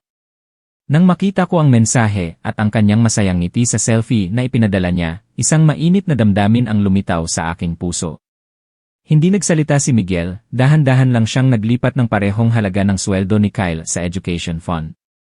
Tinupad niya ang kanyang pangako. Isang butil ng kalayaan at responsibilidad ang itinanim sa puso ng bata. Nagbago rin ang biyenan ko, nawala ang kanyang malaking savings, at nawala na rin ang kanyang pagmamalaki at kayabangan. Ang sakit at ang shock mula sa kanyang bunso ay nagpabatid sa kanya ng maraming bagay. Nagsimula siyang mabuhay ng simple. Sa halip na mag-shopping at maglakbay, naghahanap siya ng ibang mga libangan. Sumali siya sa isang Tai Chi class para sa mga senior citizen sa community center, at pagkatapos ay sumali siya sa chess club. Isang hapon, bigla siyang tumawag sa akin. Medyo nagulat ako, naghahanda para sa isang bagong request. Ngunit hindi, ang boses niya ay napakamalumanay. "Maria, narinig ko na magaling ka sa financial management. Mayroon pa akong kaunting pensyon, maaari mo ba akong tulungan kung paano ko ito may save o magiging mas marami? Para sa aking pagtanda." Natigilan ako. Ang aking biyenan, na palaging minamaliit ako, ay ngayon ay humihingi ng financial advice sa akin. Sumang-ayon ako agad. Inilaan ko ang buong weekend upang makipag-usap sa kanya, ipinaliwanag ko ang tungkol sa mga safe investment channels, at kung paano gumawa ng isang makatwirang spending plan. Habang nag-uusap kami, sa unang pagkakataon, nakita ko siyang nakikinig sa akin. Wala nang mga paghuhusga, wala nang pilit, tanging respeto lang. Ang relasyon sa pagitan namin, kahit na hindi kasing lapit ng isang tunay na ina at anak, ay dahan-dahang nabuo sa isang bagong, malusog, at pantay na pundasyon. Nang dahan-dahang huminahon ang mga alon sa pamilya, nagkaroon din kami ni Miguel ng oras upang umupo at harapin ang aming sariling malaking problema, ang pagkakataon na magtrabaho sa Singapore. Ang deadline upang sagutin ang kumpanya ay malapit na. Magkasama kaming nakaupo sa balkonahe, kung saan magkasama naming itinanim ang ilang night-blooming petunias na namumulaklak na. Ang hangin sa hapon sa Manila ay presko. Pinag-isipan ko na ng maigi, unang nagsalita si Miguel. "Kung gusto mo pa ring pumunta, susuportahan kita. Maaari kong ayusin ang aking trabaho upang madalas kitang mabisita. Magkasama nating lalampasan ang hamon na ito." Tiningnan ko siya at mumiti. Alam ko na totoo ang kanyang sinasabi. Handa siyang magsakripisyo para sa akin. Ngunit pagkatapos ng lahat ng nangyari, naintindihan ko na kung ano ang pinakamahalaga sa akin. Pinag-isipan ko rin ng maigi, Miguel. Sabi ko, hinawakan ko ang kanyang kamay. Hindi ko tatanggapin ang alok na yon. Nagulat si Miguel. Bakit? Iyon ay isang malaking pagkakataon para sa'yo. Iyon ay isang malaking pagkakataon. Ngunit ang pananatili dito, sa tabi mo, magkasamang ayusin ang lahat, ay isang mas malaking pagkakataon para sa akin. Tumingin ako sa kanyang mga mata. Naintindihan ko na ang tagumpay sa karera ay mahalaga, ngunit wala itong kabuluhan kung wala ka sa tabi ko upang ibahagi ito. Magkasama nating nilampasan ang pinakamahirap na yugto. Ayoko nang magkahiwalay dahil lang sa karera. Nagkataon, pagkatapos ng ilang araw, nakatanggap din si Miguel ng magandang balita. Ang kanyang kumpanya ay nanalo sa isang malaking kontrata at siya ay na-promote sa posisyon ng Deputy Technical Director na namamahala sa buong proyekto. Iyon ay isang malaking pag-unlad sa kanyang karera. Parang pagkatapos ng bagyo, sumisikat ang araw at mas magandang pagkakataon ang naghihintay sa amin sa aming sariling bansa. Nagpasya kaming ayusin ang aming bahay bilang isang paraan upang alisin ang mga hindi magandang alaala. Nagpinta kami muli ng pader, nagpalit ng bagong sofa, at magkasama naming inalis ang lumang wallpaper sa isang maliit na kwarto na pinabayaan namin. Habang inaalis namin ang huling layer ng wallpaper, biglang sumigaw si Miguel. Nakakita siya ng isang maliit na papel na nakatago sa likod, at ang sulat kamay ay medyo lumabo na. Ito ay ang papel na mayroon ang aming mga hiling na isinulat namin nang magkasama nang lumipat kami sa bahay 3 taon na ang nakalipas. Isang masayang pamilya, matatag na karera, at ang huling linya ay may bilog. Isang maliit at magandang kwarto para sa aming sanggol. Hinawakan ni Miguel ang papel at humarap sa akin. Ang kanyang mga mata ay nagniningning sa isang malumanay na pag-asa. Dahan-dahan siyang nagtanong, Maria, sa tingin mo, huli na ba para sa hiling na ito? Tiningnan ko siya at biglang bumuhos ang aking luha, ngunit sa pagkakataong ito ay mga luha ng kaligayahan. Tumango ako, niyakap ko ang kanyang leg. Hindi pa huli, mahal. Hindi pa huli. 1 taon pagkatapos ng unos, ipinagdiwang namin ang aming ika-4 na anibersaryo, nang walang maingay na party sa isang marangyang restaurant. Naghanda lang kami ng isang simple, ngunit masarap na hapunan, sa aming maliit na balkonahe na inayos namin bilang isang magandang mini garden. Ang mga kandila ay nagniningning. Ang malumanay na jazz music ay lumalabas sa isang maliit na speaker. Ang Manila sa gabi ay maganda pa rin at mapayapa. Magkasama kaming nag-toast at binalikan namin ang aming paglalakbay. Ang 1 taon ay hindi mahaba ngunit sapat na upang magbago ang lahat. Ang biyenan ko ay ngayon ay isang aktibong miyembro ng Senior Citizens Club. Hindi na siya nakikialam sa aming buhay. Paminsan-minsan ay tumatawag lang siya upang magtanong sa aming kalusugan o magyabang tungkol sa isang chess game na napanalunan niya. Ang relasyon sa pagitan namin ay parang magkaibigan, may respeto at may tamang distansya. Si Homer at Tita Lina ay nakabalik na rin sa kanilang buhay. Si Kyle at David ay nagpapatuloy sa kanilang part-time jobs. Ang education fund ng 2 bata ay mayroon na ring malaking halaga. Paminsan-minsan ay nagte-text pa rin sila sa amin upang magtanong at magpasalamat. Nagsisisi ka ba? Biglang tanong ni Miguel, pinutol ang aking pag-isip dahil sinuko mo ang pagkakataon sa Singapore. Umiling ako at mumiti. Hindi kahit 1 segundo. Dahil alam ko na ang tunay na kaligayahan ay hindi nasa isang mataas na posisyon o isang malaking sweldo. Nandito lang iyon. Sa sandaling ito kapag kasama kita. Hinawakan niya ang aking kamay, ang kanyang mga mata ay puno ng pagmamahal. Salamat sa iyo dahil hindi mo ako sinukuan at hindi mo sinukuan ang kasal na ito. Salamat din sa iyo, tugon ko. Salamat dahil naglakas loob kang magbago upang lumaban kasama ako. May natutunan tayong mahalagang leksyon, hindi ba, mahal? Nagkatinginan kami at pareho kaming mumiti. Natutunan namin na ang pagmamahal ng pamilya ay mahalaga, ngunit hindi ito maaaring maging dahilan para sa pagsasamantala at kawalan ng respeto. Natutunan namin na ang isang matatag na kasal ay hindi lang nangangailangan ng pag-ibig kundi pati na rin ng malinaw na hangganan. Ang labanan na aming pinagdaanan, hindi lang ito para protektahan ang pera kundi mas mahalaga, ito ay para protektahan ang aming dangal, ang aming respeto, at isang malusog na pag-ibig. Ang aming kwento ay dumaan na sa isang masalimuot na kabanata. Ngunit ngayon, nang huminahon na ang bagyo, naramdaman namin na mas malakas at mas matatag na kami kaysa dati. Handa na kaming magkasamang isulat ang mga susunod na kabanata ng aming buhay, kung saan ang pag-ibig ay palaging kasama ng respeto at kalayaan. At sa malapit na kinabukasan, naniniwala ako na ang hiling tungkol sa isang maliit at magandang kwarto para sa aming sanggol ay magiging totoo.